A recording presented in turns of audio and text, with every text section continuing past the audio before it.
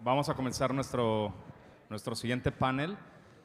La verdad, ahorita seguramente se va a meter más personas, pero es un panel que desde que platicamos y empezamos a idear con Miguel, la verdad es que ya me moría de ganas de escucharlo.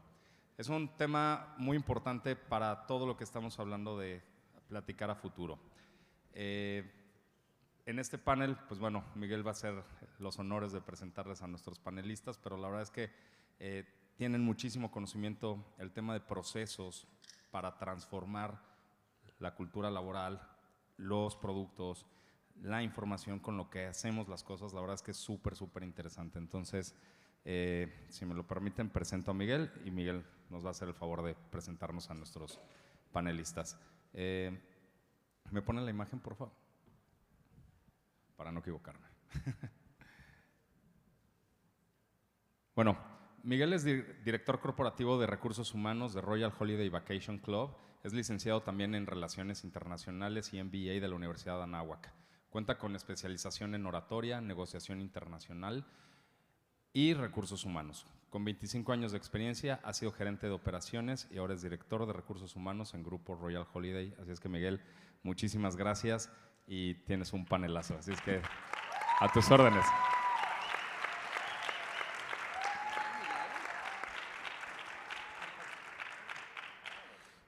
Muchas gracias, Daniel. Gracias, Amdetour. Vemos como cada año caras conocidas, amigos que con los años se van convirtiendo en personas bien cercanas, en una industria increíble. Ahora que veo el programa, después de escuchar a Valeria Moy, entiendo por qué Amdetour puso 2 cócteles. Hoy uno y con RCI mañana otro, porque creo que los vamos a necesitar con este término del carro completo, que yo no dejo de pensar en carro completo. Y bueno, qué mejor que todo este contexto que nos acaba de dar Valeria para entender un poco lo macro a nivel de lo que está pasando en el país, los números, la economía, los indicadores que al final reflejan una realidad, yo digo una radiografía de cómo está el país, pero al final del día yo lo veo también como una Polaroid, estática, fija y es lo que es, pero no necesariamente lo que puede ser. Y creo que lo que puede ser nos toca a nosotros crearlo, inventarlo o romper las cosas que tengan que romper. Y para mí es un gusto, y créanme que es un logro para Amdetour. Le doy mucho las gracias a Daniel, a Rosario por este congreso, a Mercedes, a todo el equipo de Amdetour por organizar este evento y que no lo dejen de hacer pese a todos los retos que implique. También felicidades, creo que Daniel se durmió a las 3 de la mañana, por aquí lo vi en el pasillo, supervisando la obra y demás. Se agradece el esfuerzo y en un destino como este, que está creciendo y que está sonando mucho también a nivel país, pues se agradece más. Este panel, desde mi punto de vista, es muy importante porque habla de un tema que a todos nos interesa. Si la industria lleva por ahí desde los, ¿qué, Ana Laura? 60, desde los años 60, 70 que nace esta industria por ahí en Francia, en los Alpes, ¿no? El primer desarrollo de este concepto fue en los Alpes franceses, por eso traemos hoy un francés, para que nos explique bien por qué pasó eso ahí. Y ahorita te lo voy a encargar que tú expliques todo esto. Y creo que algo que coincidimos todos, los que estamos aquí, es que nuestro producto es bueno, nuestro producto genera gran satisfacción en nuestros socios. Sin duda es un detonador en los polos turísticos en donde operamos, genera empleo, hace que todos los socios sean los primeros en regresar después de que hay una crisis de desastre natural, política, etcétera. Son los primeros que regresan al destino y con ello la derrama económica que implica. Pero todos creo que tenemos el punto en nuestras empresas muy claro que tenemos que cambiar nuestro proceso de comercialización. Antes de que empezáramos, yo le decía a Vincent que sigue siendo ese proceso en donde invitamos a las familias a un desayuno o a una junta y que les prometemos que van a estar con nosotros no más de 90 minutos. ¿Sí le suena ese proceso? Y lleva muchos años sin cambiar. Y con ese modelo, los grandototes como Hilton Grand Vacation, Marriott Vacation Worldwide, Disney Vacation Club y todos los demás, la industria que vale 20,000 millones de dólares, todos siguen con ese proceso, unos con más presupuesto, otros más sofisticados, unos con más capacitación, etcétera, pero todos tenemos muy bien y muy identificado que tiene que cambiar o tiene que mejorar. Entonces, hoy estamos, yo diría, con el Batman y Robin, no sé cuál es Batman y cuál es Robin, pero permítanme la analogía, de la innovación, del cambio, de la disrupción. Voy a presentar a los panelistas, que es un privilegio tenerlos con nosotros.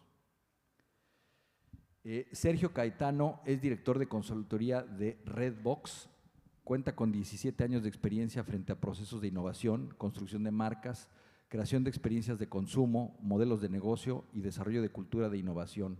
Ha trabajado para más de 15 categorías y más de 200 clientes, logrando transformar el desarrollo y propuestas de valor en negocios en México. Por otro lado, bueno, un aplauso para Sergio. Gracias. Hola, hola. Por otro lado, Vincent Esperanza es director general de Endeavor México.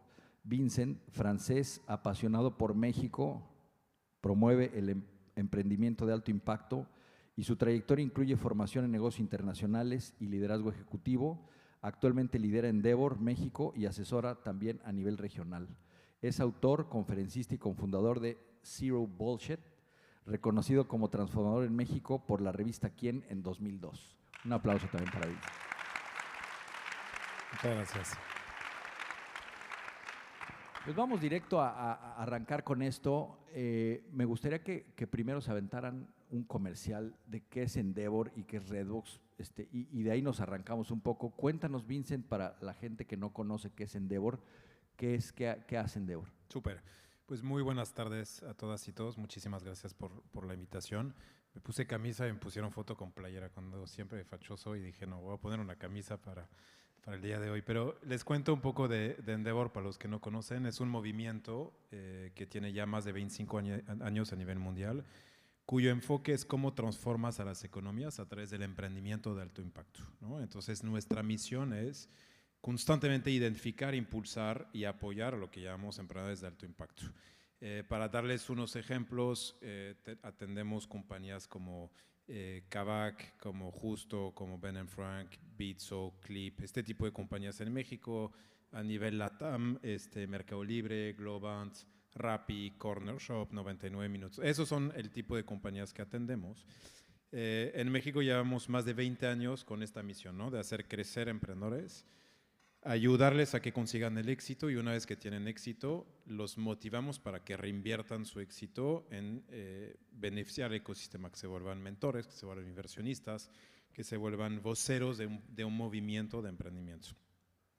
Durante 2 décadas hemos hecho varias intervenciones de evangelización. Primero las universidades, porque no se hablaba de emprendimiento hace 20 años, tuvimos que educar a la academia que pusieran un chip en los jóvenes, en decir, oye, sí, pues mañana puedes emplearte, pero también puedes crear una empresa que genere empleo, que genere riqueza, ¿no? Luego ayudamos a política pública a que entendieran cómo funciona un emprendedor y cómo lo pueden atender. Últimamente ha sido un poco más desafiante este tema, pero bueno, ahí estuvimos. Luego motivamos a la industria de capital privado. No puede existir un ecosistema de emprendimiento si no existe el capital privado, que son estos inversionistas institucionales que invierten en las compañías para darles gasolina para que iteren, prueben y eventualmente tengan éxito. Y recientemente empezamos, hace 7, 8 años, a invitar a los corporativos a entender el proceso de intraemprendimiento y de innovación abierta, que significa que queremos que los grandes corporativos, los líderes de industrias, también empiecen a decir, pues a lo mejor los que nos trajo a este dominio no necesariamente es lo que nos va a traer en el futuro a dominar la industria.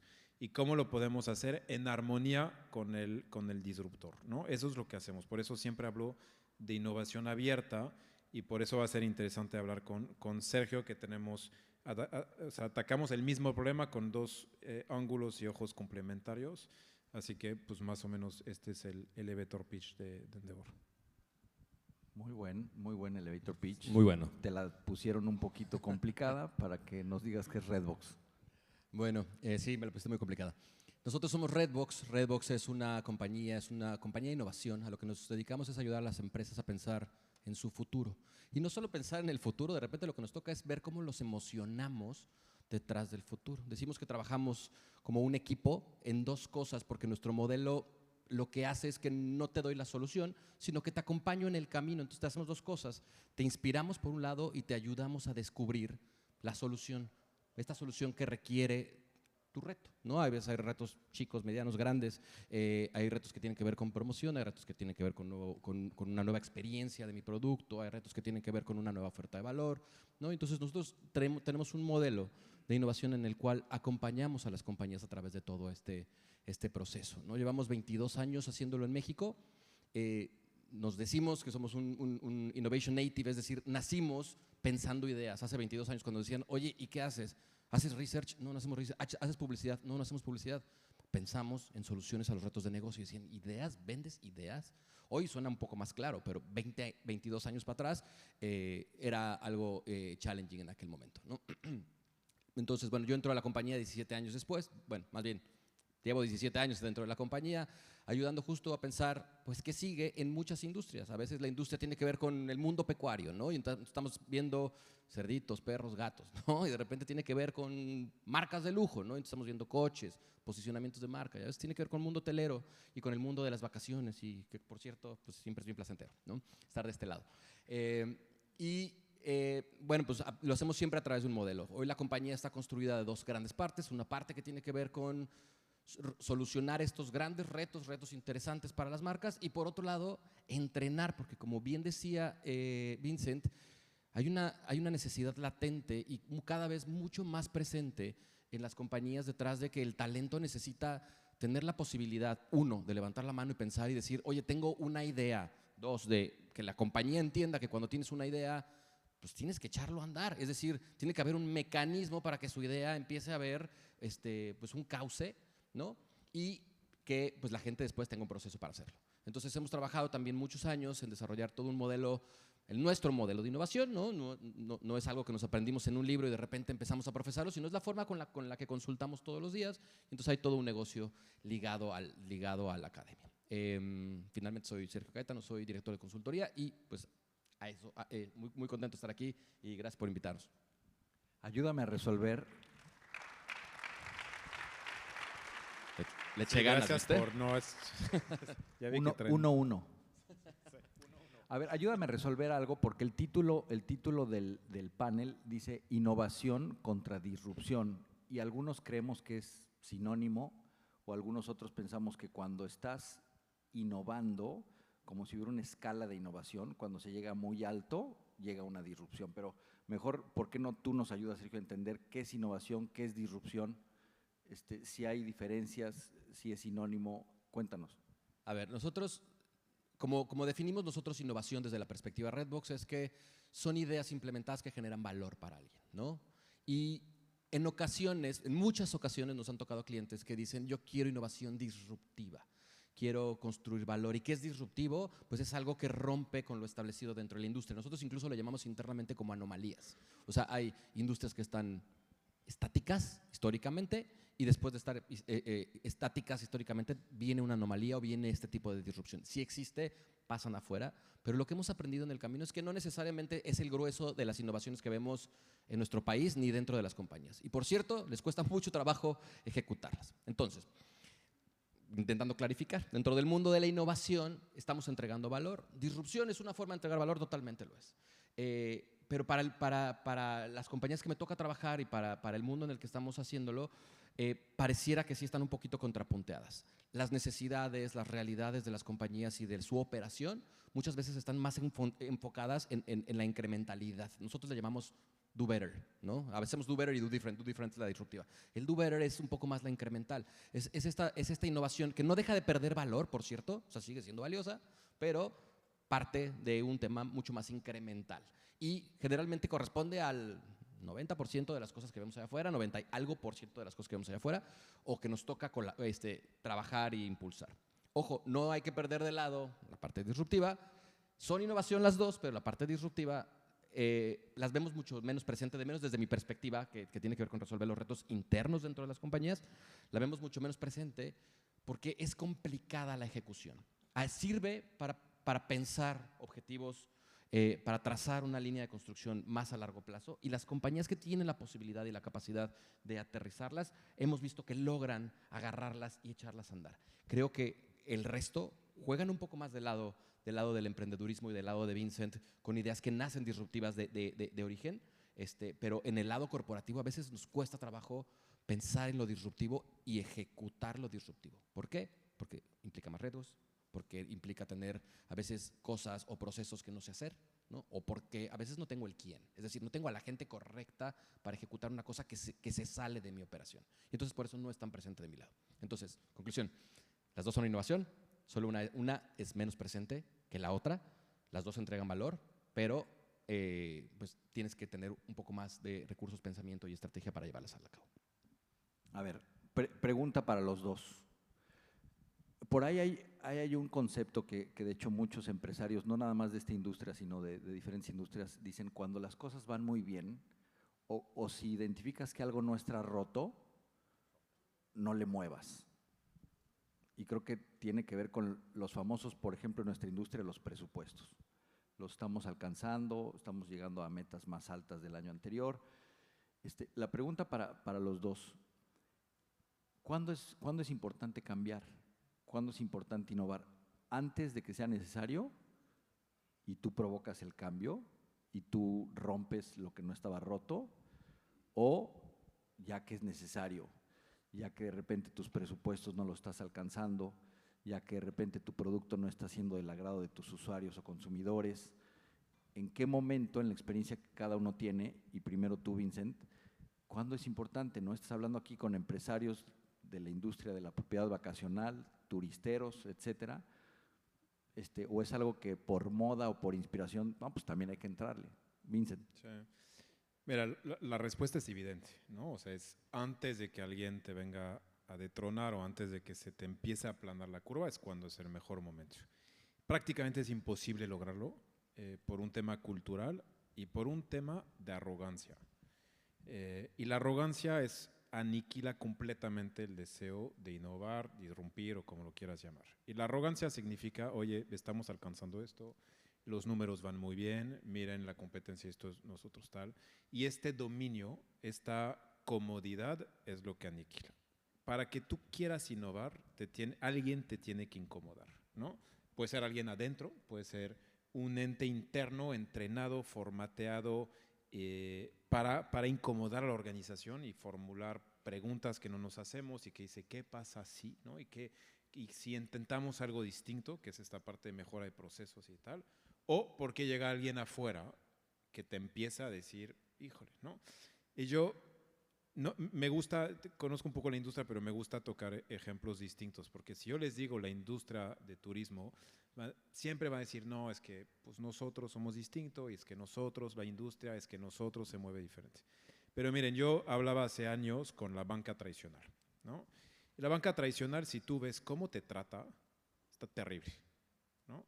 O sea, es decir, a mí me habla mi propia banca para decirme, oiga, tengo un producto increíble para ti. Digo, güey, soy tu cliente. O sea, no se hablan entre el cuate que me está hablando y el otro que tiene mis datos, que me dice que no, este producto no es para mí. O sea, y luego llegas a la sucursal y es un martirio. Y luego los productos son mal hechos. O sea, todos, digo, muchos de nosotros tenemos una sensación de que la banca no te atiende como debiera ser. Pero les decía esto y decían, pues sí, pero miran los números, ahí vamos, somos tal. Y yo decía, es que ojo, porque vienen las fintech, ¿no? Que son disruptores nativos hechos para romper la industria. Ellos piensan distinto. Regla número 1, no vienen de la industria, porque no cargan con los sesgos de la industria, ¿no? Que es un pecado enorme. Es gente que solamente ve los cómo sí, no los por qué no. Adentro vemos los por qué no. ¿Por qué no haría este cambio? No, pues que no se puede por tal. El emprendedor ve el cómo sí, ¿no? Y viene con una inocencia, una pizca de locura, pero dispuesto a hacer enorme cantidad de iteración para lograrlo, ¿no? Y me decían, pues sí, están chistosas tus startups, ¿no? Están lindas, tu cuate que se viste de jeans, que se cree Steve Jobs afuera tan lindas, ¿no? Y de repente empezaron a ser lindas, pero un poco más grandes y tal. Y luego Clip, que yo me acuerdo perfecto cuando levantó la primera ronda de inversión de más de $100 millones. Dije, mira, este dispositivo chistoso naranja que ya empieza a estar ganando terreno por aquí. Y luego llegó más tal. Y luego llegó un Nubank. ¿Quién ubica Nubank? Mira, Nubank está poniendo a toda la industria financiera tradicional a temblar. ¿Por qué? Porque de un emprendimiento, de un colombiano yendo a Brasil, teniendo un proceso tortuoso de abrir una cuenta, decide hacer una banca. Esto fue hace 7, 8 años. Hoy tiene 100 millones de usuarios. 100 millones de usuarios. Es enorme lo que ha logrado tal. Y luego pregúntate cuáles son sus usuarios. Son los que tienen de 20 y pocos. Y entonces es cliente fiel que capturó la primera tarjeta digital en una experiencia de usuario espectacular de alguien que tiene 4.3 de rating en las App Store. ¿Quién le pone 4.3 a su banca? O sea, yo si pudiera poner negativo a mi banca, pondría negativo. Y entonces, ahora sí todos dicen, híjole, hay que observar qué hacen. Sí, pero volverte un Nubank implica una retransformación de pensamiento y una humildad enorme para decir lo que me trajo a mí acá, no me va a llevar para acá. Y entonces por eso es antes, ¿no? Y perdón por tomar mucho tiempo. Aprovechando contigo, que me parece algo bien relevante que comentas que alguien te tiene que incomodar, que tiene que haber voces que incomoden. En tu experiencia, otra vez, Vincent, contigo, ¿quiénes son esas voces que realmente, aunque incomodan a la organización, son tomadas en cuenta? Porque puede haber muchas voces que digan, que hablen, que se quejen, que señalen, que propongan, que pongan planes en la mesa y proyectos, pero no se escuchan. Desde tu experiencia, ¿son los dueños? ¿Es un comité? ¿Es alguien externo? ¿Es la competencia que obliga a incomodar tus resultados? En tu experiencia, ¿quién es la más potente voz que puede incomodar a una empresa? Mira, son dos respuestas muy distintas. La más potente es la de los dueños. Si desde arriba hay un deseo profundo de decir, aquí en esta organización vamos a pensar de otra forma, entonces esto ayuda a que permee toda una cascada. Normalmente no es así, porque lo mismo, la arrogancia, la comodidad y pues, los años de haber triunfado haciendo algo te impide hacer algo distinto, ¿no? Para mí, cuando es una sola persona, no es suficiente. O sea, ser el único irreverente intraemprendedor que navega contracorriente no te da. O sea, no pasa. Siempre y cuando no tengas carro completo. Siempre y cuando no tengas carro completo. Sí, exacto. Pero eso no se da. Eso solo se da en las urnas. Solo se da Y luego, entonces, lo que sí nos gusta a nosotros, lo que hacemos es creamos un comité interno de innovación, que lo puedes llamar como tú quieras. De hecho, le ponemos un nombre tribal para que lo sienta la organización tal. Y lo que ponemos en la mesa es el promotor de innovación, el que está a favor, el que está formateado. El pasivo es alguien que no sabe. O sea, si le dices por aquí sí, pero pues está aquí. Y los detractores de consumo de innovación. Y el detractor es el que siente amenaza. No sé, ¿hay alguien de legal aquí? No invitamos abogados ¿Hay alguien? a esta congreso. ¿Hay alguien de IT, por ejemplo? Los directores de tecnologías de información. De sistemas. Estos son bravísimos los de innovación, los de tecnología.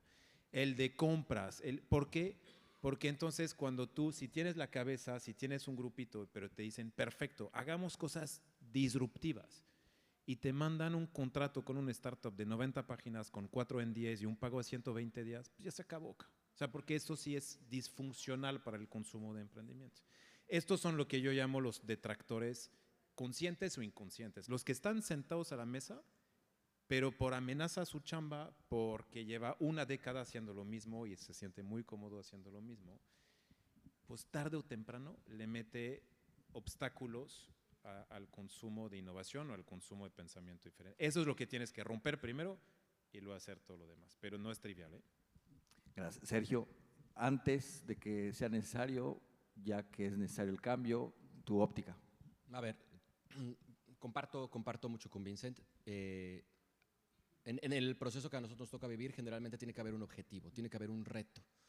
Si el reto no es importante, Y lo voy a platicar desde lo que nos toca vivir hacia adentro de las compañías. Si el reto no es importante, si el reto no es relevante para la organización, y cuando hablo de organizaciones, para las cabezas del negocio, suelen ser ideas que se mueren rápidamente.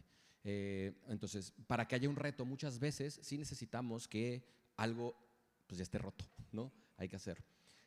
Me tocó trabajar hace algunos años con una compañía, con Comex, y el director en aquel momento, el dueño de la compañía en aquel momento ya no está con ellos, pero tenía el lema, si no está roto, rómpelo. O sea, el mensaje es bien interesante, y llego para allá. El mensaje era bien interesante porque era la cabeza del negocio invitando a sus equipos a transformar las cosas que ellos tenían. Entonces, culturalmente, le permitían a muchos romper sus procesos. Eso pasa poco, la verdad. O sea, generalmente no te dan chance de romper las cosas que están funcionando. No le muevas al proceso de ventas porque de todas maneras trae, ¿no? O sea, y ya lo sabemos hacer bien y lo tenemos bien medido. Entonces no pasa, ¿no? Y cuando quieres hacerlo, de repente te das cuenta que es complicado hacerlo. Entonces tienes que encontrar, o sea, generalmente lo que me toca a mí es que hay retos grandotes, rotos ya. Es decir, o viene la competencia diciendo, oye, ya vimos la amenaza, pero la amenaza ya me cayó la ola encima, ¿no? Entonces ahora vamos a ver a la banca respondiendo, vamos a ver a la educación respondiendo, ya vimos el mundo de la industria de la movilidad, ¿no? Vamos a ver un montón de industrias allá afuera que van a empezar a responder a cosas que están sucediendo con esas que de repente trae Vincent y que la gente se ríe de ellas. Entonces, yo creo que hay que tener un ojo hacia las dos. Es decir, a mí me pagan, a mí, ustedes les pagan por hacer su chamba, hacerla bien y hacerla certera, hacerlo bien y a la primera. Y muchas veces los retos tienen que ver con esa certeza. Es decir, que con responder a que hagan mi chamba bien y a la primera y tal. Y ahí hay muchos retos en los que me invitan a participar. Pero no pueden perder el ojo del futuro. El problema es que la operación nos absorbe tanto que de repente el ojo del futuro nos llega cuando ya nos cayó la ola. Y cuando ya nos cayó la ola, pues vamos a dar patadas de ahogado. En algunos casos. Y si tenemos la maquinaria y tenemos el dinero y tenemos el proceso y tenemos al equipo, pues entonces podemos seguir adelante o salir a flote. Pero si no lo tenemos y nos agarra, de repente nos puede arrastrar un poquito más de lo que esperábamos, ¿no? Entonces, creo que hay que tener las dos en la cabeza. Trabaja en tu operación, rompe lo que responde sobre lo que está roto, pero tienes que tener un ojo bien claro sobre qué se está moviendo en mi industria, dónde están las amenazas de mi industria, incluso de otras industrias que le están hablando a mi mismo usuario, ¿no? De repente decíamos, es que este tema de arrendamiento de vivienda vacacional no es de mi industria, es de otra industria. Híjole, no sé, porque el usuario es el mismo, ¿no? Entonces tienes que ver quién más le está hablando a tu usuario, ¿no? ¿Dónde están las amenazas ahí y cómo las incorporo para acá? Bien, me pareció interesante cómo Valeria Moy presentaba los datos, la Polaroid que yo les decía de los datos o indicadores de lo que está pasando y de lo que ha pasado en los últimos sexenios. Y después ponía dos slides en donde decía viento a favor y viento en contra para México. En su experiencia, vamos contigo, Vincent, y me interesa tu punto de vista como extranjero, que estás viviendo en México ya desde hace algunos años. ¿Cuáles son? Porque, a ver, al final del día dicen que cada empresa y cada país tenemos nuestro tipo de cultura. Y cultura es cómo se hacen las cosas en ese país o en esa empresa o en ese lugar. A favor, y tú como extranjero, ¿cuáles son esas cosas a favor que tú ves de la cultura mexicana para innovar o para generar cambios disruptivos? A favor. Mira, soy como Facundo Cabral, no soy de aquí ni de allá, ¿no? Entonces yo ya no soy, o sea, voy a Francia y digo, claramente ya no soy francés, pero también observo las cosas de aquí con un ojo un tanto distinto. Yo ya siempre voy a ver muchas más cosas a favor que en contra. O sea, ya he sido entrenado con los emprendedores en ser un optimista crónico. Y soy el único, creo que desde el domingo a las 7, que ya se sabía que cuando el domingo a las 7 alguien canta victoria y dices, pues es que sí arrasó, ¿no? Pero pues yo veo el cómo sí, creo que las cosas son como son y hay que seguir adelante y traemos una agenda y queremos cambiar a México con lo que nos toque, ¿no? Entonces, yo te diría a favor, en materia de emprendimiento, nunca hubo un momento tan interesante para el emprendimiento. Es decir, hay una cantidad enorme de problemas por resolver, desde inclusión financiera, educativa, mejores productos, mejores servicios. Tenemos muchas cosas por resolver y la verdad es que Papa Gobierno no resuelve nada. Lo que sí son los empresarios que aportan soluciones. Entonces, problemas por resolver, un montón. un país que te da una capacidad de probar con una cantidad enorme de población, México se cuece aparte. O sea, es un país muy noble. Talento hay muchísimo. O sea, cuando yo empecé hace 10 y tantos años, 18 años en Endeavor, que evidentemente empecé menor de edad, todos se dieron cuenta, había poca escuela de emprendimiento. Hoy un chavo que recién egresado puede hacer una práctica profesional, puede emplearse puede aprender de lo que es, cómo se hace, cuál es la cultura, cómo se ve esto y mañana decidirá hacer su propio emprendimiento. Talento no tiene ni idea. Cada emprendedor que hoy toca la puerta de Endeavor es mejor que el que la tocaba ayer.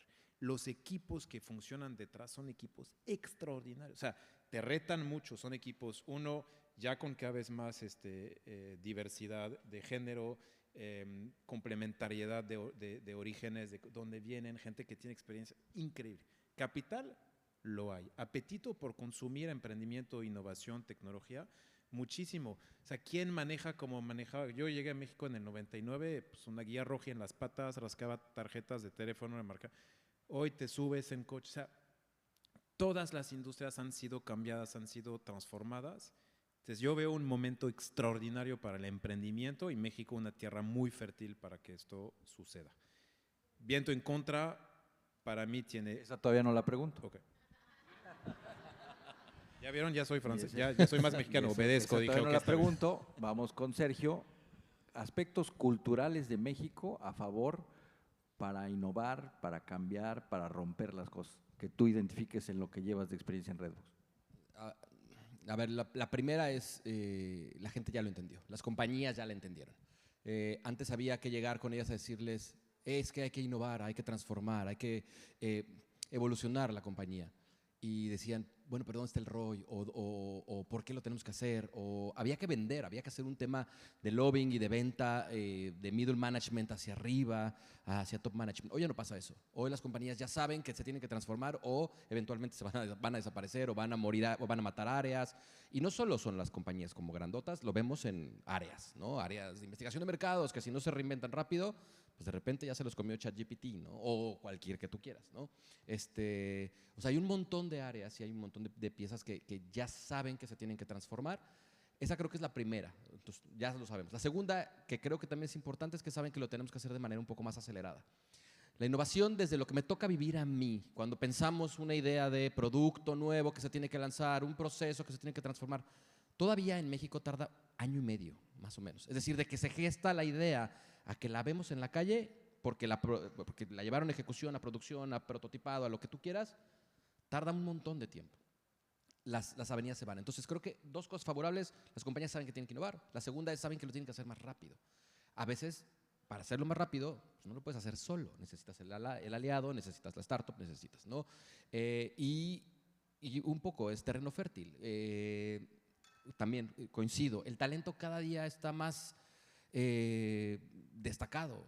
Nosotros tenemos una política en Redbox de que pues, la gente que llega tiene que ser más lista que nosotros. Es un poco de política y de mindset y la verdad es que lo logramos y llega cada vez talento y lo logramos no tan complicado. O sea, llega talento que dices, híjole, si a mí me buscara trabajo en este momento posiblemente no me lo daban, ¿no? O sea, sí es importante el nuevo talento que existe allá afuera, es importante rodearte de gente talentosa, de gente que está pensando, de gente que sabe hacer las cosas y poderle dar una correcta dirección. Entonces, hay talento, hay retos, hay compañías conscientes, ¿no? Tú mismo, Sergio, viento en contra de los aspectos culturales de las empresas mexicanas o de México para innovar, para cambiar las cosas.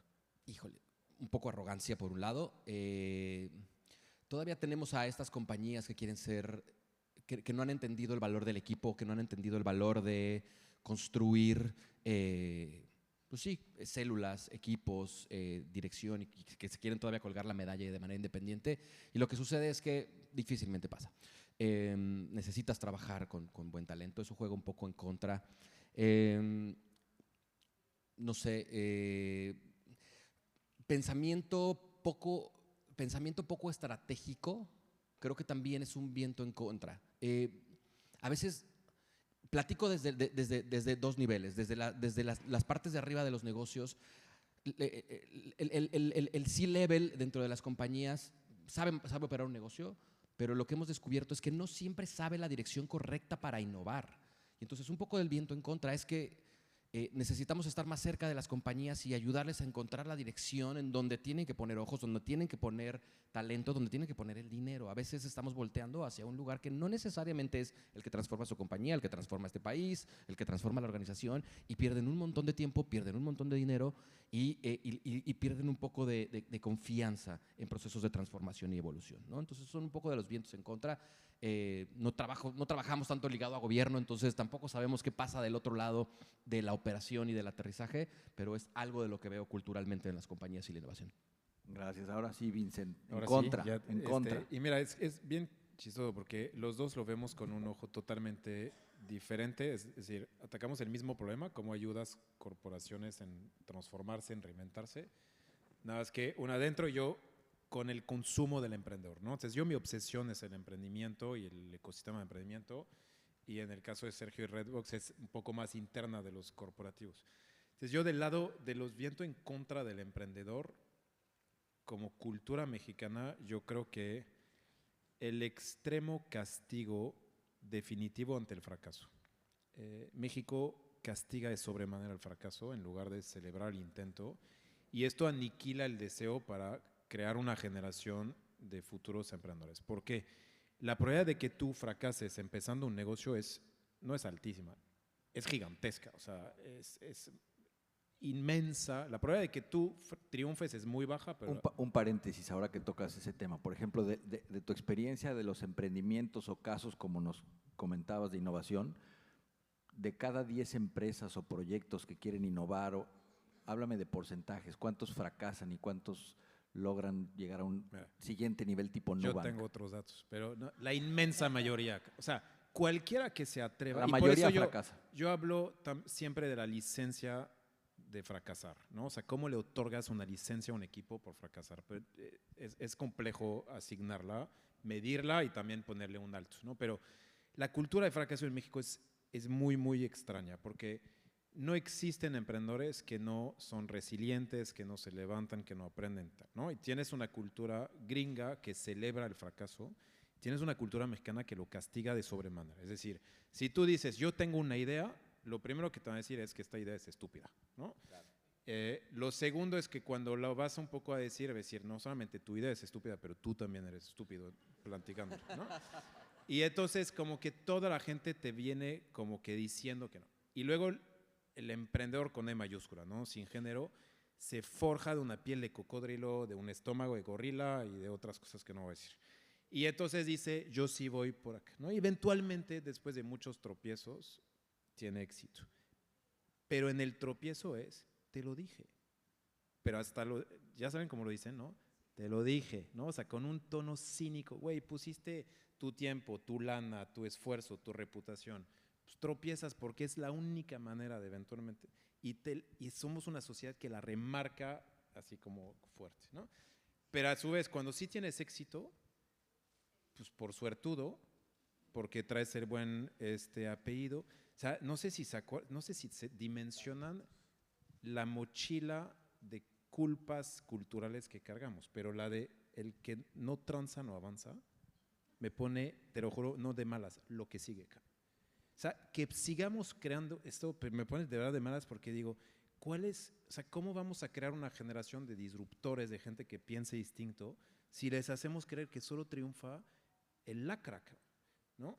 Entonces, pero eso es inconsciente, todos los traemos en una mochila de sesgos conscientes, inconscientes, pero para mí esto es un tema cultural que sí afecta el emprendimiento. Y si lo metes en una capa de una generación de cristal que de resiliencia tiene lo que yo tengo de güero, sí lo hace incremental el problema, ¿no? Pero sería así como que este tema. Déjame complementar desde el lado de las compañías, porque tienes toda la razón. También lo vemos nosotros adentro de las compañías, cuando sales con algo te dicen, uy, no, eso ya lo hicimos, ¿no? O, eso no va a servir, ¿no? Y cuando ya lo hiciste parece que está en el tabú, ¿no? O sea, no se puede volver a hacer, a pesar de que haya sido una buena idea en un mal timing, ¿no? Si ya lo hiciste, ya se murió. Y luego la haces y no la apoyas, ¿no? Ese es el otro rollo que también pasa. Oye, ya hicimos la idea, pues, ¿y luego quién la hace, no? Bueno, ya la lanzamos, ¿y luego quién la apoya? Ah, ya se nos murió. No, ya no le metas. Entonces hay un montón de cosas que tardaron ese año y medio que les dije hace rato, que lanzaron y que después las dejaron morir solas. O sea, no le dieron el apoyo correcto para que sucedieran y entonces desaparecen en el camino y entonces se convierten en una gran idea muerta que no sirve para nada y que, por cierto, no puedo hacer después, a pesar de que siga siendo una buena idea soportada por una necesidad, por un insight, por lo que tú digas. Sin duda, en el caso de nuestra industria, somos una industria que necesita mucho talento humano. Hablabas hace rato, Vincent, de que hay mucho talento en México. ¿Qué características identificas en los proyectos que han implementado de gente que le va a ayudar mucho y le va a servir mucho a un proceso de innovación o de disrupción adentro de una empresa, adentro de un proyecto? ¿Y quién va a ser un enemigo, un boicoteador de ese cambio? Como si les pudieras regalar unos lentes a los directores y dueños de desarrollos como para que se los pongan y sea como un detector de, hijo, son señales que me dicen de la gente, porque al final del día todo el proceso es empujado por la gente adentro de las organizaciones. ¿Cuáles identificas en tu expertise? Mira, yo hace poco estuve con alguien de la industria, un grupo de directivos, y les hice una pregunta. La voy a hacer así a mano alzada para ver si me pelan y la otra para que despierten. La primera es, ¿quién lleva más de 5 años en su empresa actual?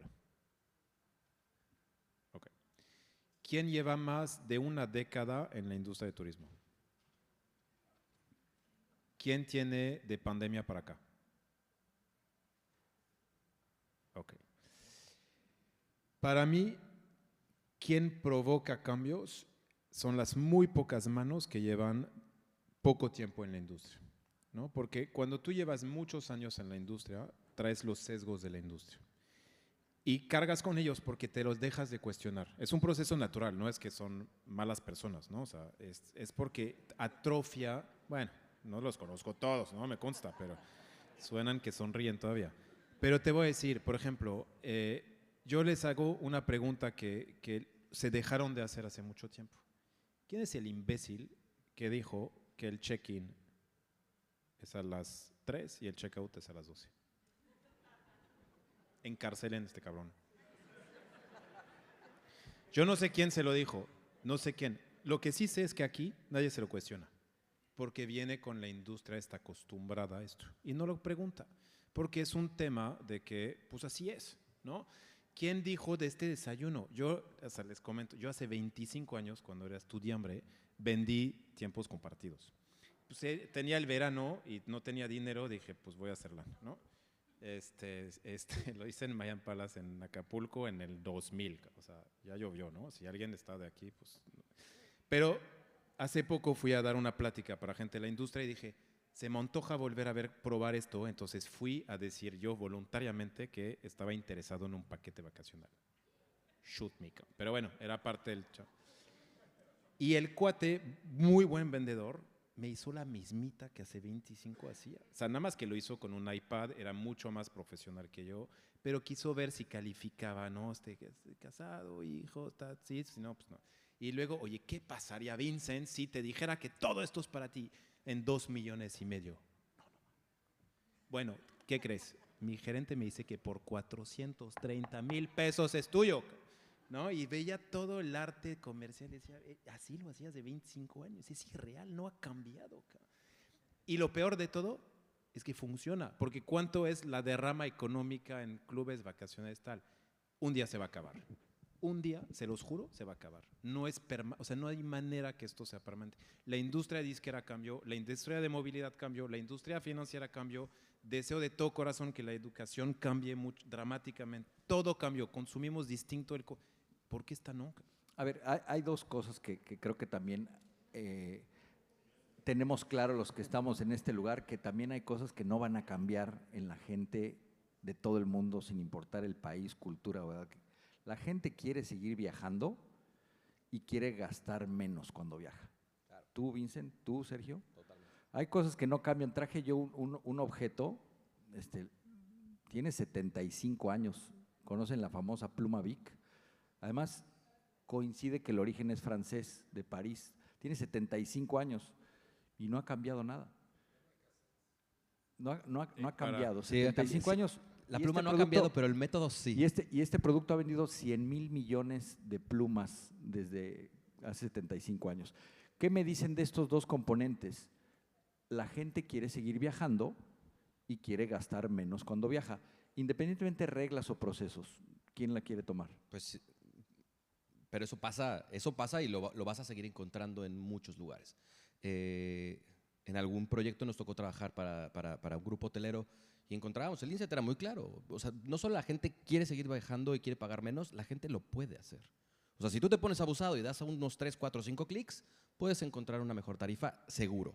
O sea, ese insight creo que es clave. O sea, tú lo puedes hacer.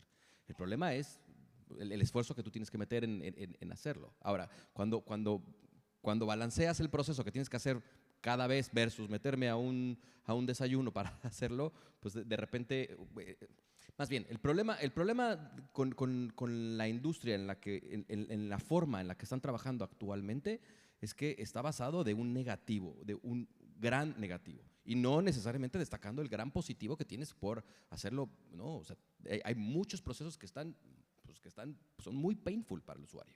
Muy painful para el usuario. Del otro lado, puedes dar un montón de clics y puedes encontrar la solución. ¿No va a ser la misma solución? Seguramente no, pero es en este time lapse que yo tengo, que es mi siguiente vacación, que es mi siguiente momento, que es lo siguiente que sigue. Y si lo resuelvo en el corto plazo, y especialmente cuando pensamos en las nuevas generaciones, porque por cierto hemos platicado de, ¿y nuestra población cuántos años tiene? ¿No? Y entonces estamos verdaderamente llegando a los Zetas, bueno, a los Zetas no, pero a los millennials. Hoy los millennials tienen 40 y altos, ¿no? 44, 43, ¿no? O sea, son papás y estamos siendo igual de relevantes que éramos antes con las generaciones X, baby boomers, etcétera. Híjole, no estoy seguro, ¿no? ¿Por qué? Porque hay un poco más de tiempo de corto plazo, porque no hay un pensamiento tan a largo plazo, por un montón de variables. Y esta generación todavía nos queda, pero la que sigue. Entonces, o sea, el challenge es cómo nos reinventamos, otra vez, cómo nos reinventamos y no tenemos tanto tiempo. Por cierto, la operación pues, sigue dejando un montón de lana, funciona y la tiene el mecanismo. Inclusive una de las cualidades para que los prospectos califiquen todavía en nuestra industria es que estén casados. Y el matrimonio está Ya en no- momentos ya no existe, disruptivos, ¿no? ya no hay clientela. Ya Pero no hay ve, fíjate, clientela ese es un para- gran punto. El tema de los hijos y el tema de las mascotas. Esta industria está pensando cómo abrazar la llegada de una generación que viene con mascotas que son los perrijos y que esto requiere algo muy distinto. O sea, estos son temas de tendencia, pero esto es fácil. O sea, tú contratas cualquier agencia y te va diciendo, oye, la generación es así, te hace un estudio antropológico y te va diciendo, así es esta generación. También la vejez, ¿no? Cómo quiere esparcimiento. Lo que yo les digo es, sí va a seguir habiendo vacaciones. O sea, sin duda alguna. Hoy hay más fotos que nunca. Nada más que había un grandototote que tenía 80% de market share que vendía de esto y hoy todo transita en un mundo digital con plataformas distintas. La foto sigue existiendo. Lo que yo les diría es, tenemos que tener una cultura de obsesión por el problema, no por la solución. La arrogancia parte de la solución, no del problema. Es decir, mi solución de mi club vacacional de tal es lo mejor. No. ¿Qué problema resuelves? El esparcimiento. La gente quiere escaparse, quiere vivir un momento con su familia, quiere regresar a las entrañas. El tema de salud mental. Todo esto son problemas que la vacación es una solución para llegar ahí. ¿Cómo abrazas esto con nuevas soluciones? Obsesiónate por el problema, no la solución. Es lo que mata invariablemente a las soluciones anticuadas porque no se saben montar. Pero la vacación va a seguir, es más, se va a incrementar. O sea, vean, pueden decir lo que quieran, pero antes eran 6 días y gracias a son 12, ¿no? El primer año. Mínimo. Pues tienes más gente que va a vacacionar, qué chingón. Capturen este valor, pero no con la misma receta que lo hacían en las décadas pasadas. Eso es lo único. Para ir cerrando y pasar, sí me gustaría pasar el micrófono a la gente que quiera hacer una pregunta o comentarios a Sergio o a Vincent. Si fueran consultores de algún directivo o algún participante de aquí, porque además les voy a ahorrar esta factura para que lo aprovechen, si tuvieran a uno de los directivos o participantes al lado, como consejero, como asesor, ¿en qué le dirías? Fíjate muy bien ahora que vas a emprender un proceso de cambio en tu empresa o en tu proyecto, observa muy bien y traten de darle ese top 3 de qué cuidar y en qué enfocarse y qué estar muy atento a quitar de inmediato o hacer los cambios necesarios como un proceso de consultor, asesor, ejecutivo, cuando una empresa, un proyecto está enfrentando un proyecto de cambio y que te tuvieran a ti al lado sentado y que solamente tuvieras tipo elevator pitch, 5 minutitos o 3 minutos para decirle, oye, ojo, que vas a implementar esto que va a costar mucho presupuesto, ojo con esto y con esto. Empieza Vincent y cerramos con… Híjole, es difícil, pero lo primero que diría es, si lo vas a hacer, ten un propósito muy claro y congruente. Porque a veces hay alguien de innovación aquí o de transformación. Salud, ¿nadie? Ok. Bueno, normalmente lo que me pasa, seguramente es un caso muy distinto contigo, pero traen un presupuesto que te ríes, ¿no? O sea, si soy el encargado de innovación para cambiar el futuro de nuestra organización, ok, tengo $5,000 de budget. No, pues qué chingón, qué buena transformación vas a hacer, ¿no? Oye, pero ¿cuánta gente traes contigo? No, pues tengo 2 practicantes profesionales que vienen de la universidad, tal. Dice, ok, esta es la magnitud del cambio y la reflexión que quieras tener. Entonces, si lo vas a hacer, asigna presupuesto, asigna un equipo, involucra a los directivos que van a tocar el consumo de innovación o de disrupción, ¿no? Para mí, receta es un equipo, un tema sistémico, o sea, no es una pruebita para ver, es cómo entrenas. Cambio cultural, lo más difícil de cambiar son nuestras cabecitas. Y luego este juego es un maratón, no es un 100 metros. Al 100 metros, forzosamente, la habrás cagado. Eso sí te lo puedo jurar. Porque cualquier intento de cambiar las cosas va a fallar. Porque no está la cultura, no está el… Entonces, la más fácil es abandonar y decir, pues no funcionó. Pues ves, te dije, y lo hicimos hace una década, ¿no? ¿Qué escucha? No, eso es un 100 metros. Tienes que entender que esto se vuelve a repetir, se repite, se vuelve a entrenar. Y no te digo que tampoco llegas a la meta en una fracción de segundo. Te tiene que temblar las patas, te tiene que faltar el aire, tienes que reaprender y luego eventualmente llega. Y la última que diría es, destina mucho tiempo en entender lo que no funcionó en este proceso. O sea, a veces en el fracaso hay mucho más aprendizaje que en el que funcionó y el corporativo está entrenado para ocultar el intento fallido, ¿no? Lo ponen en un cajón, todos dicen, no, pues esto no fue mi culpa, fue la de Miguel, fue la de Sergio, pues yo, pues qué. Y no, creo que si abres muy bien la caja del fracaso, entiendes, hay muchos aprendizajes. Y luego hazlo con Endeavor porque así lo haces acompañados, ¿no? Esa es la alternativa. Muy bien. Sergio, en un minuto, minuto y medio, igual asesora a este director que tienes con toda esa experiencia para que se lleve tu mejor consejo. A ver, creo que 3 cosas. Uno es problemática, un poco lo decía, lo hemos dicho creo que ya de manera redundante en el panel, pero debe haber una problemática. En serio, si no hay una problemática relevante, no sirve. Vas a hacer, o sea, los buzones de sugerencias y esos no sirven, ¿no? Cada quien le tira lo que quiere y no hay un objetivo estratégico. Entonces, asegúrate de tener un objetivo estratégico. Luego, la segunda es el quién. De repente decimos el quién, decimos nosotros y no son nosotros, varios autores allá afuera. El quién es más importante que el qué. Si no tienes a la persona correcta, neta no pasa. En serio, no pasa. Entonces asegúrate de tener la persona correcta y un poco como decía Vincent, no es alguien que entra y sale, porque eso hemos visto muchos ejercicios en la industria donde tienes un equipo que entra y sale y entonces tengo que regresar a mi operación, pero entonces tengo mi rol de innovador y entonces no veo ni uno ni otro, pero no nos aventamos el tiro de tener nuestro equipo de innovación, pues porque vamos a probar y entonces en la prueba tampoco pasa. Entonces necesitas tener gente, el quién es muy importante, el quién tiene que ser inspirador, tiene que ser talentoso y tiene que tener voz con el board. Tiene que tener voz con la cabeza del negocio. Si no es así, tampoco pasa. Y tenía un tercero, ¿verdad? Tenías un tercero. Y falla. Creo que también es claro, lo hemos escuchado hasta el cansancio, pero en serio, si no estás dispuesto a que este equipo falle, no va a pasar porque es la única forma en la que la descubrimos y lo vemos en miles de podcasts, de libros, de lo que sea. Falla rápido, aprende pronto, es clave, sí es cierto. En serio, no es cliché, sí es cierto. O sea, haz la mecánica lo suficientemente MVP chiquita para que lo entiendas, para que avances, para que aprendas y luego tírate a la grande, ¿no? O sea, vámonos, ya aprendí, vámonos rápido, ¿no? Intenta hacerlo de esa forma. Serían mis 3 consejos para alguien.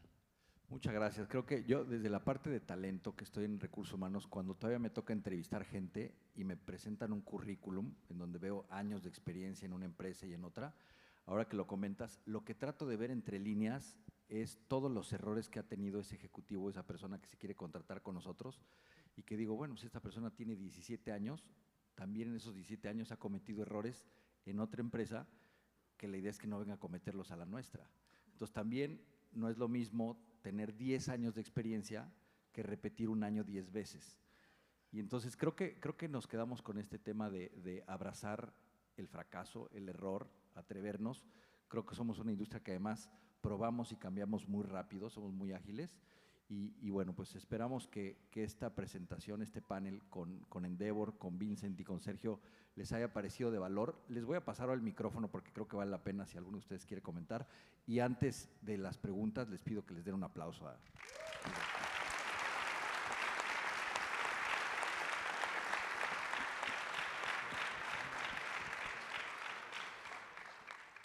Ahora sí, preguntas.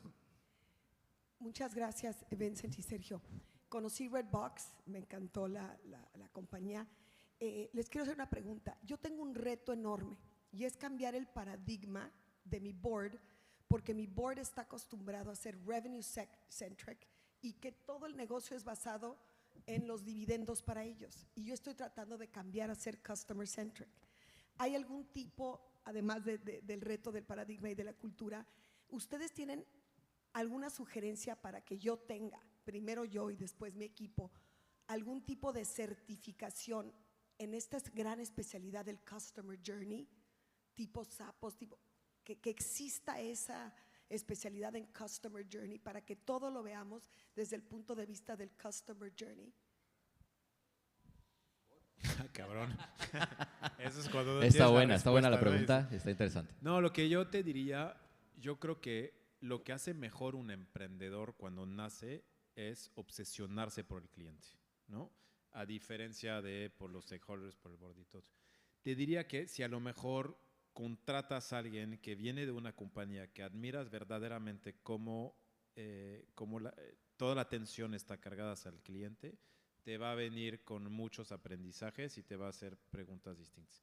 La primera parte de tu intervención me preocupa mucho. O sea, cuando el board no está alineado y le está incomodando y le está quitando algo, va a ser terriblemente difícil obtener libertad, maniobra, presupuesto para lograrlo cambiar. O sea, desde arriba empieza esto y yo he visto muchos corporativos cuando digo si arriba no, ¿para qué? O sea, va a ser, si de por sí es difícil, es todavía mayor.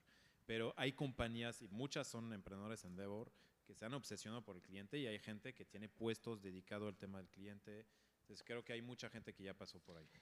Yo lo que te diría es, necesitas un jugador en el board que entienda customer centricity. Pero algo que nos pasa a nosotros, porque a veces nos toca platicar con el board, cuantifica o intenta cuantificar la necesidad o la oportunidad del journey. Es decir, oye, encontramos que hay un gran insight, hay una gran necesidad dentro del usuario, qué es del usuario, qué es verídico, e intenta cuantificar cuánto hay ahí. El board se va a ver como, va a decir, hay 50%. Entonces, como que en su matemática va a tener de alguna forma la capacidad de llevarlo a número. No significa que lo vayas a llevar tú, pero dile, aquí hay una oportunidad detrás de esto. Y la otra, a veces nos toca cuantificar este Customer Journey ligado desde la perspectiva del usuario, en términos de eficiencias y procesos. Es decir, le logras convencer o logras endulzar un poco más los ojos del board cuando dices, mira, dentro de nuestro proceso tradicional tenemos todas estas ineficiencias. Cuando lo vemos desde la perspectiva de mejorar la experiencia del usuario, la calidad del usuario, la vivencia del usuario, hay dos recompensas. Una, nos podemos ser más eficientes en el proceso, si es que eso pasa, o la otra va a venir en términos de recompra y lealtad. Entonces lo voy a poder regresar y podemos medir cuál es el retorno de este mismo usuario. Entonces son formas de hacerlo, pero si es... El board también siempre va a estar buscando rentabilidad en todo momento, es parte clave, ¿no? Y la primera pregunta que te dicen, ¿y cuánto es el retorno de inversión? No sé, si no va a ser yo, vamos a construirlo. Hay indicadores, entonces asegúrate de encontrar los indicadores clave que te permitan darle un dato, un cuantificado. Y luego preguntan, ¿cuánto cuesta hacer esto? Yo siempre les digo, ¿cuánto cuesta no hacerlo, cabrón? O sea, esta es la regla binaria. Es que no hacerlo puede ser la supervivencia o que mañana tus dividendos que tanto quieres y cuidas desaparezcan por no haber apostado esto. Esta es la pregunta que les tienes que sembrar. Ok. Hola, pues gracias por la conferencia. Mi nombre es Berenice y les quiero preguntar, yo entiendo todo lo que comentan.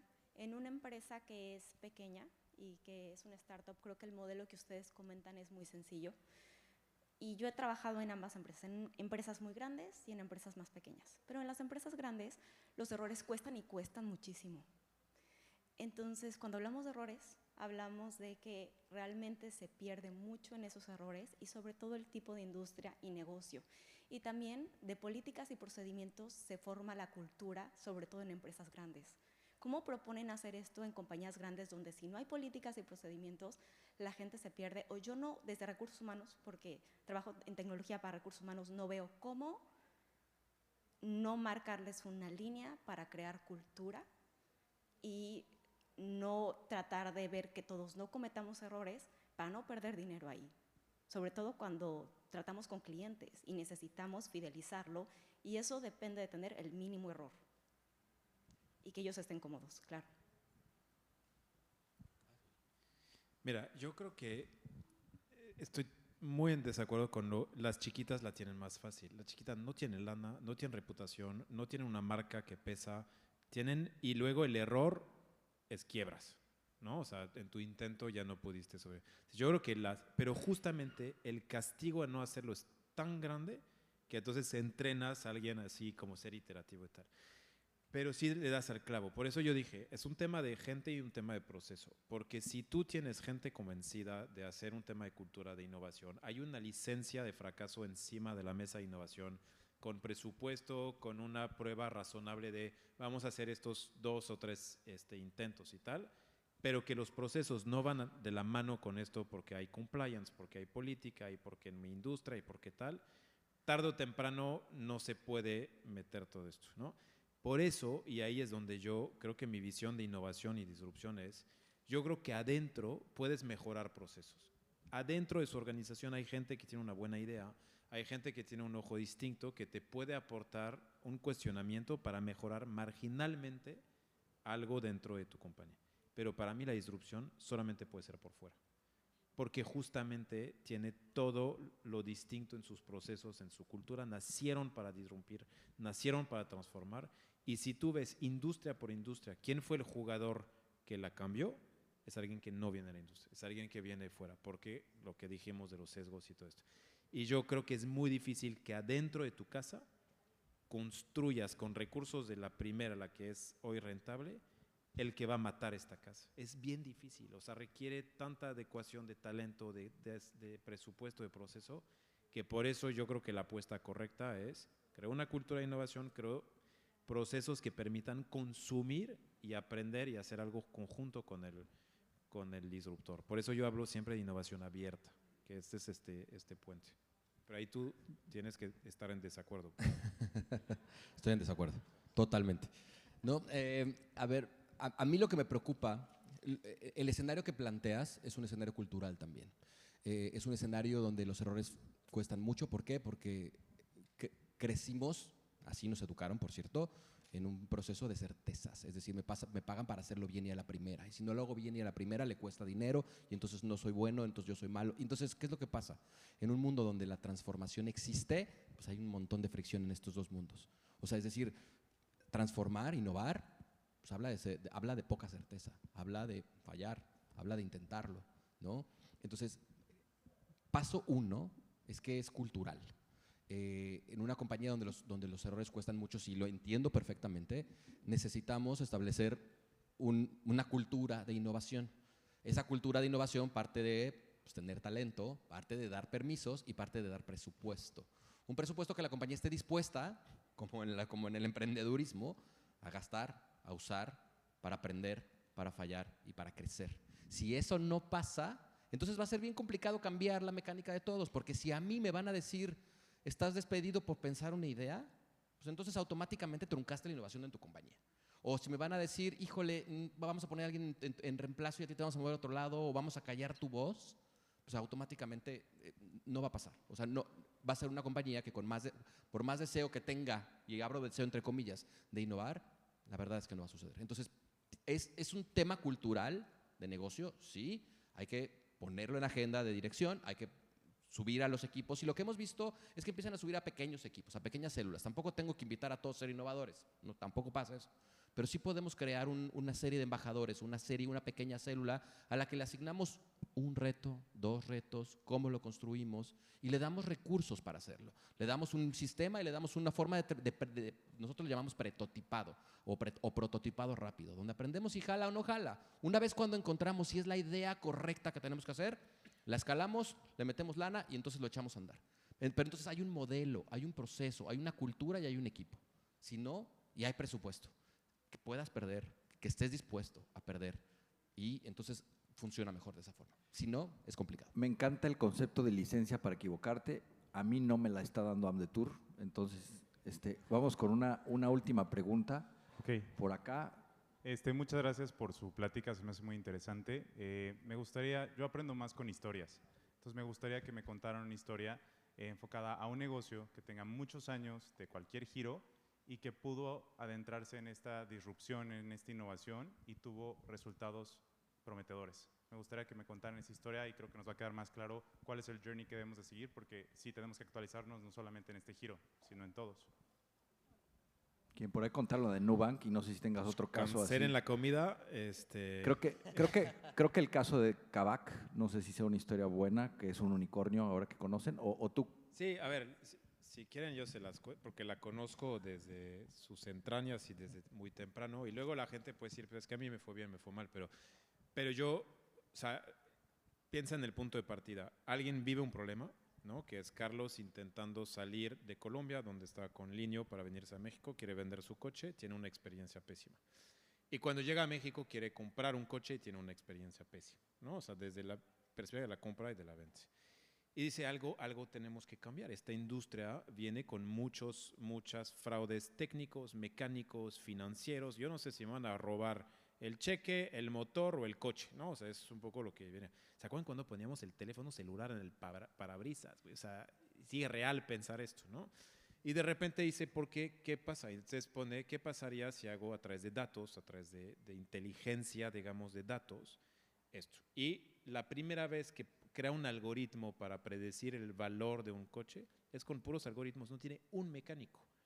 Porque tiene información, si tú le sacas fotos, si tienes gente que saca alguna, puedes predecir si el coche tuvo un accidente, si tiene un desgaste del chasis de tal forma, si el coche viene con condiciones, digamos, de datos precisas. Y luego tiene información de datos de cómo se vende. Entonces, con puros datos, es una empresa de datos. Empieza a haber demanda, oferta de compra, ¿no? Y empieza haciendo esto y empieza a crear. Yo me acuerdo, la gente cuando íbamos con la industria de loteros y de venta de coches, decía, es que es imposible. O sea, así no funciona. Y long story short, fast forward, con altas, con bajas, con temas complicados, tal. Es una compañía que llegó a tener muy pocos coches, que es cuando nosotros los conocimos y los empezamos a atender. Llegó a tener demasiados, ¿no? Llegó a tener 8,500 empleados, operar en 7 países, luego se concentró en ser más chiquito y más preciso. Pero como compañía de datos, de inteligencia artificial, de predicción de información y una industria que venía haciendo exactamente lo mismo, es totalmente exitoso en el que pusieron en una industria un caso de hacer las cosas muy distintas. Y la otra es el financiamiento detrás de Kavak. La banca le dice no a 8 de cada 10 clientes que quiere comprar un coche. ¿Por qué? Porque sus algoritmos, su proceso, su tema de riesgo, y ellos tienen datos distintos que permiten hacer. Entonces tuvieron que hacer su propio financiamiento para tener esto. Entonces, ¿qué hay detrás? Es el cómo sí. Si yo vengo de la industria, digo, no se puede cambiar esto. Si yo vengo de la banca, digo, no se le puede prestar a alguien como Vincent, que no tiene antecedente, que es tal. Si yo soy el mecánico, digo, no hay manera de predecir el estado. Si soy un emprendedor, digo, ¿qué tengo que hacer para como sí romper las piezas, encontrar y deshacer? Difícil, terriblemente difícil. Es un proceso de equivocación constante, de iteración permanente, de incomodidad, inconformidad permanente. Pero después llegas y la gente dice tal, pero cuando llega dices, pues que tuvo suerte, ¿qué es lo que decía? Evaluación, por último, evaluación de Kavak hoy en día.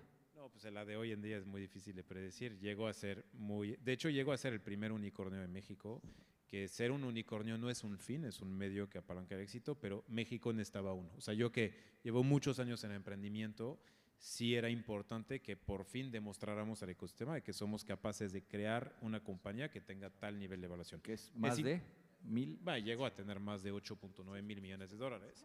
Que si los valía o no, eso es otra tal. Después con Valeria hacemos otro cóctel y todo, pero lo que sí es que sí fue posible arrancar de cero, alguien que no tenía idea de coche, que construyó un equipo de realmente de alta calidad, sin ninguna experiencia de coche, a poner en la industria de compra-venta de coches usados, a temblar porque hay uno que compra y vende más coches que muchos juntos, ¿no? Simplemente con una mentalidad de como si, ¿no? Con eso cerramos. Muchas gracias. Un aplauso para nuestros panelistas. Muchas gracias, muchas gracias. Súper interesante.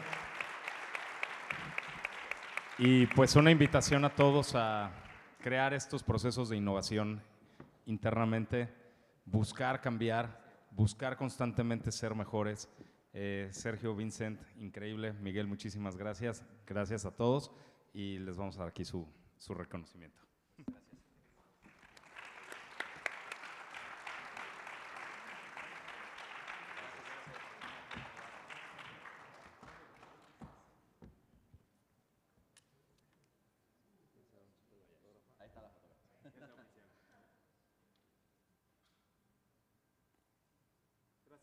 Muchas gracias y los invitamos a la comida. Saliendo aquí ahorita a su mano izquierda van a ver unos carritos que nos van a llevar al restaurante y esperemos que les guste lo que hemos preparado. El restaurante se llama Café del Lago, para que no haya pierde, pero hay unos carritos, nos van a llevar y ahí los vamos a recibir. Muchísimas gracias.